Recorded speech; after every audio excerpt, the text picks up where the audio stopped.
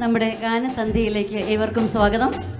പ്രാർത്ഥന ആശീർവാദത്തിനായി നമ്മുടെ പ്രിയപ്പെട്ട പിതാവ് മാർ ജോയി ആലപ്പാട് പിതാവിനെ സ്റ്റേജിലേക്ക് ക്ഷണിക്കുന്നു. അതോടൊപ്പം നമ്മുടെ ഇടവക വികാരി ഫാദർ തോമസ് കടുകപ്പള്ളിലേക്ക് ഈ സ്റ്റേജിലേക്ക് ക്ഷണിക്കുന്നു.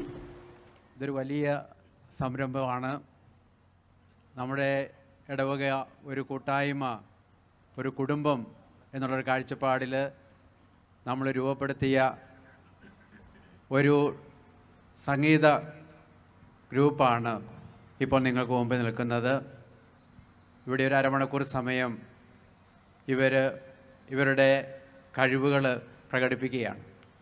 ഇതിൻ്റെ ഒരു ചെറിയ പ്രത്യേകതയുള്ളത്, ഇവരുടെ കഴിവ് പ്രകടിപ്പിക്കുക എന്നതിനപ്പുറത്ത് ഇടവക ഒരു കുടുംബം എന്നുള്ളൊരു കാഴ്ചപ്പാട് രൂപപ്പെടുത്തിയെടുക്കുക എന്നുള്ളതാണ്.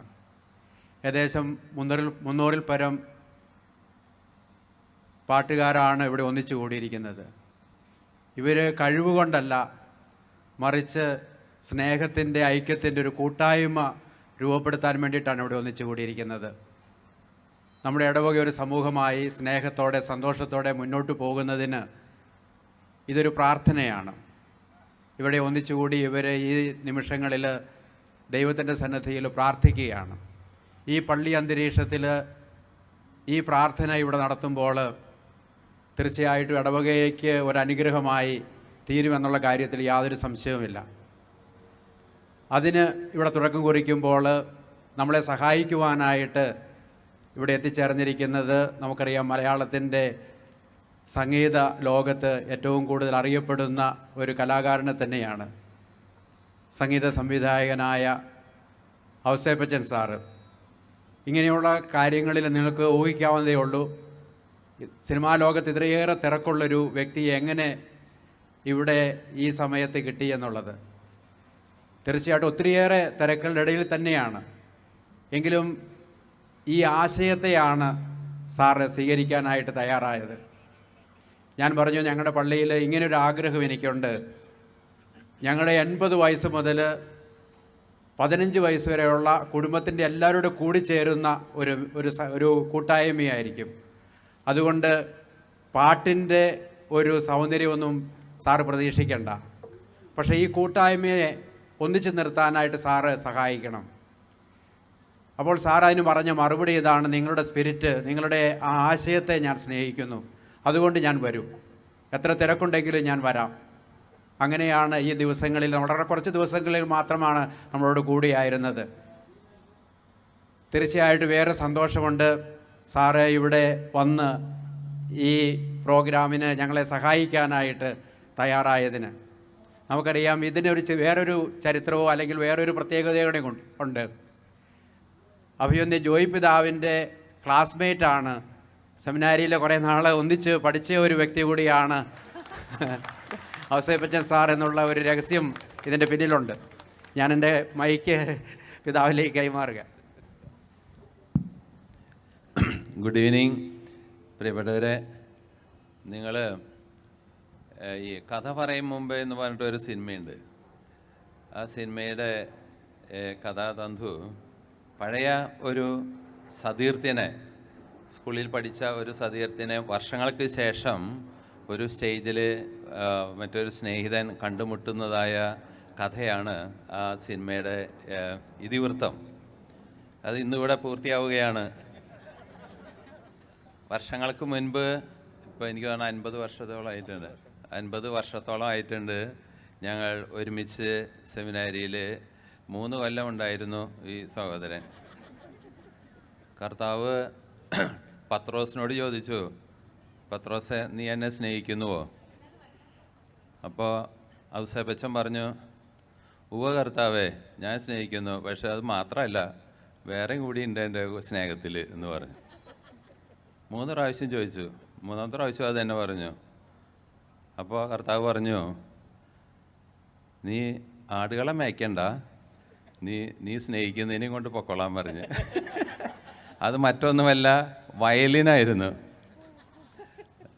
ഔസേപ്പച്ചൻ സെമിനാരിൽ വന്നത് ഈ വയലിനും കൊണ്ടായിരുന്നു. അപ്പോൾ വയലിൻ ആളുടെ ഒരു വലിയ പാഷനാണ്. അപ്പോൾ എപ്പോഴൊക്കെ ഫ്രീ ടൈം കിട്ടുന്നു അപ്പോഴൊക്കെ ആൾ പോയിരുന്ന് ഈ വയലിൻ ഇങ്ങനെ മുറിച്ചുകൊണ്ടിരിക്കുകയും അപ്പോൾ റക്ടച്ചൻ വിചാരിച്ചു ഇത് കുറച്ച് കഴിയുമ്പോൾ ശരിയാവും എന്ന് വിചാരിച്ചിട്ട് ഒന്നും നേരെയാവണില്ല.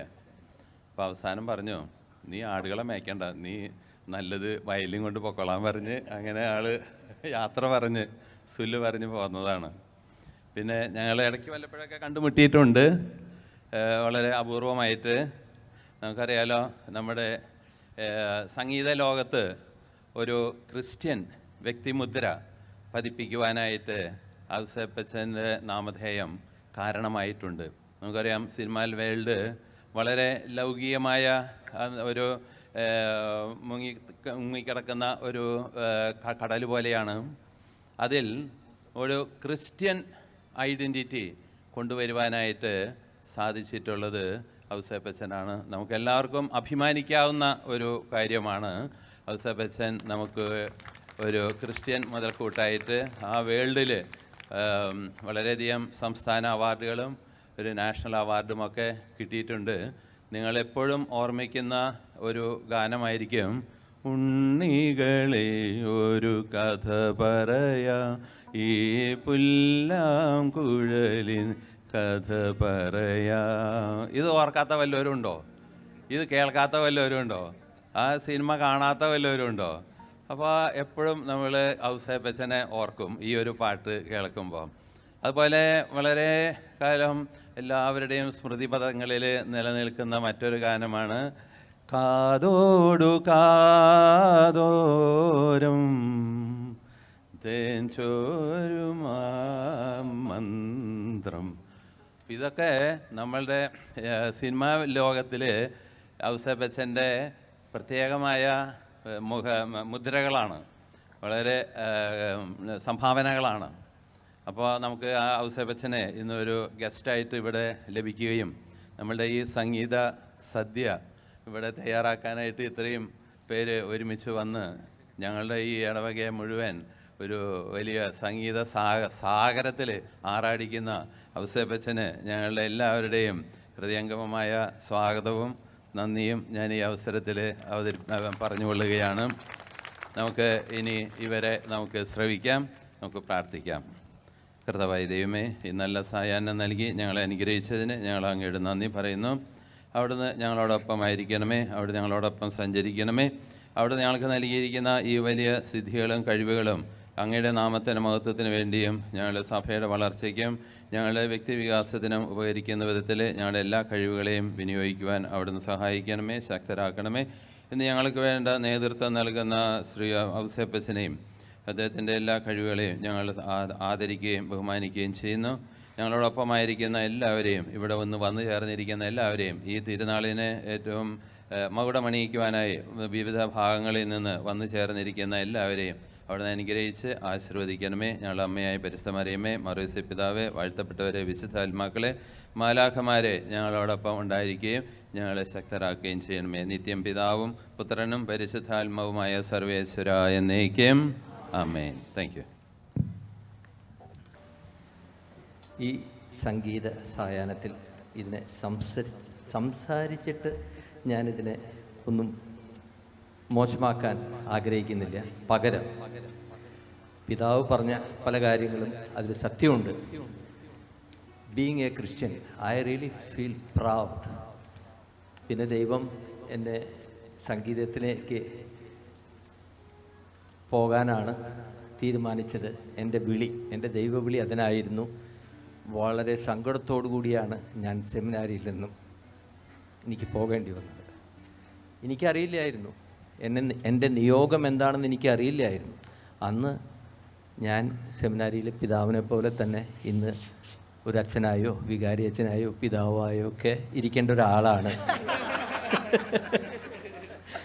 എൻ്റെ വൈഫിന് ഇപ്പോഴും ചില സംശയമുണ്ട്. പ്രായം കൂടുന്തോറും എൻ്റെ രീതികൾ കണ്ടിട്ട് എൻ്റെ അടുത്ത് ഈ അടുത്ത് ചോദിച്ചു, നിങ്ങൾ വീണ്ടും ആ വഴിക്ക് തിരിഞ്ഞു പോകുമോ, എന്നെ വിട്ടു പോകുമോ? ഈ അടുത്ത് വരെ എൻ്റെ അടുത്ത് ചോദിച്ചു. ഇതിൽ സത്യമുണ്ട്. നമ്മൾ പ്രായം കൂടുന്തോറും നമുക്ക് കൂടുതൽ ജ്ഞാനം എന്ന് പറഞ്ഞൊരു സാധനം കിട്ടുമല്ലോ. അത് ആ ചിന്തയിലൂടെയാണ് അതൊക്കെ എനിക്ക് സംഭവിക്കുന്നത്. എനിഹോ മോനെ ആ ഡി ശ്രുതി എന്നിട്ട്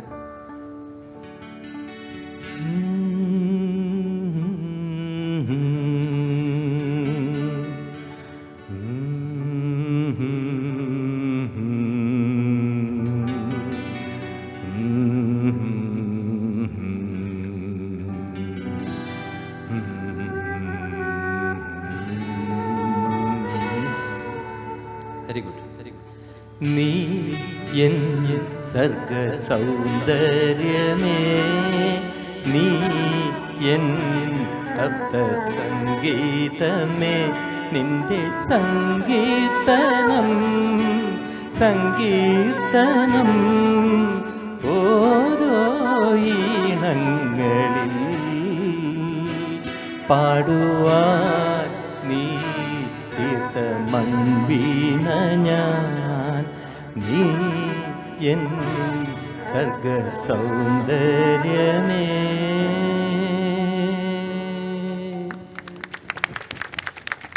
അതിൽ എന്തോ നിമിത്തമായിട്ട് എഴുതപ്പെട്ടിരിക്കുകയാണ് എൻ്റെ ആദ്യ ഗാനം തന്നെ. ഒരു ഡിവിനിറ്റിയോട് കൂടിയുള്ള ഒരു പാട്ട് ചെയ്യാൻ പറ്റി. അതിൽ മറ്റു പാട്ടും ദേവദൂതർ പാടി. ഇത് അങ്ങനെ ഒരു സംഗീതമാണ് എൻ്റെ ജീവിതത്തിൽ ആദ്യമായിട്ട് എന്നെ ദൈവം ഏൽപ്പിച്ചത്.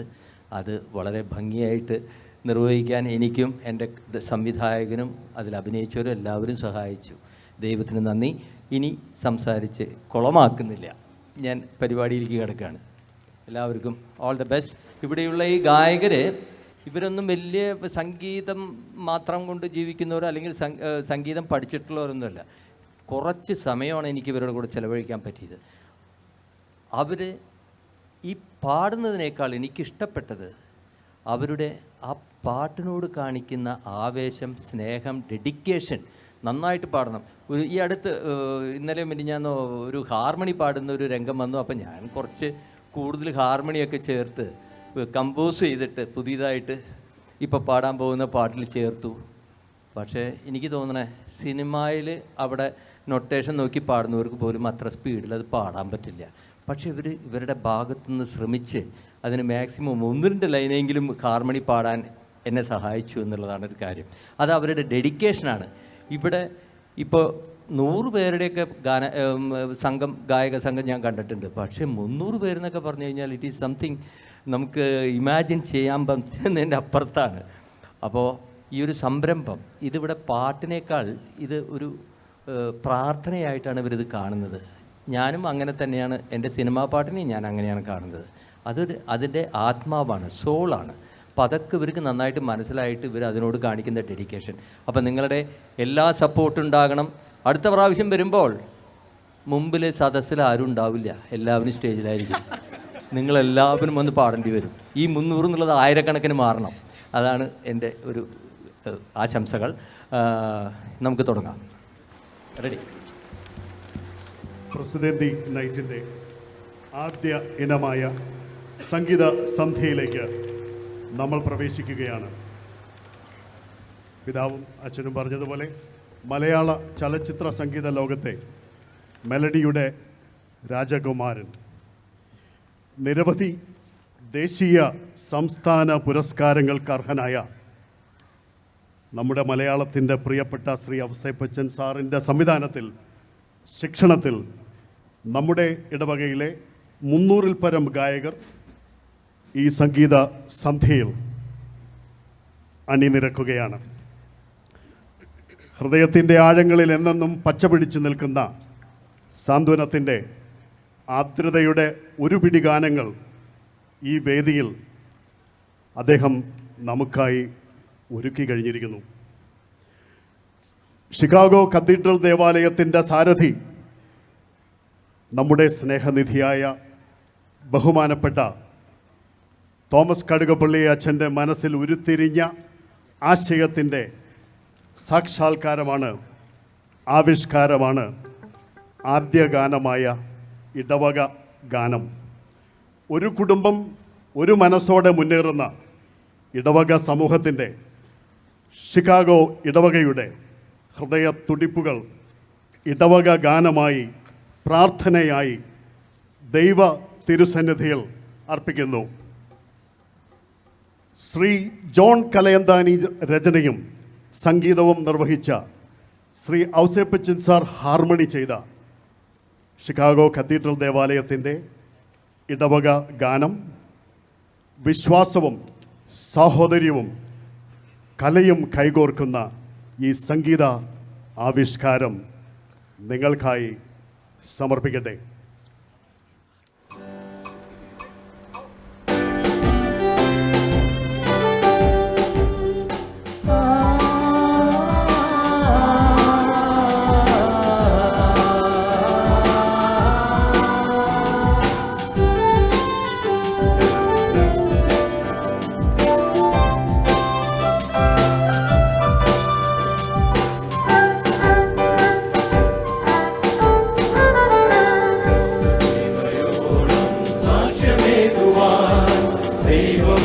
നമ്മെ വിളിച്ചു.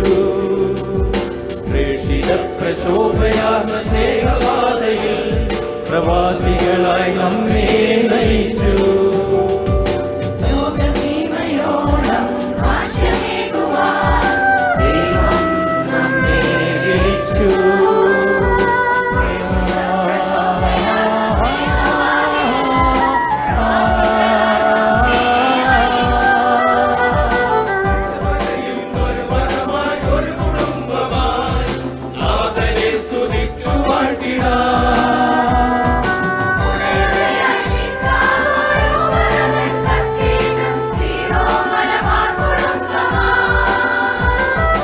ഹൃദയതന്ത്രികൾ വീട്ടി മധുരധാരയായി സ്നേഹഗീതമാലപിച്ചിടാ.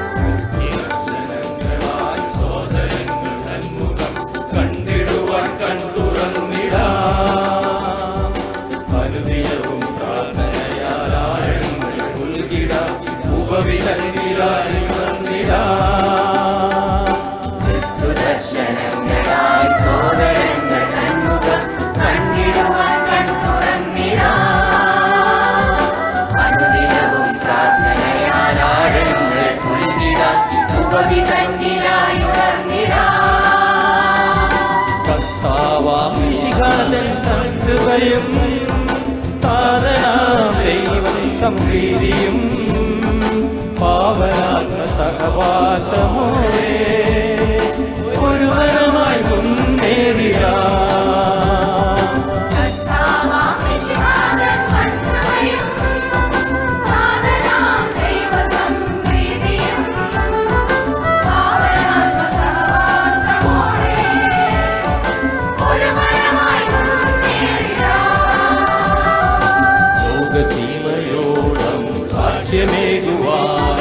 ദൈവം നമ്മെ വിളിച്ചു.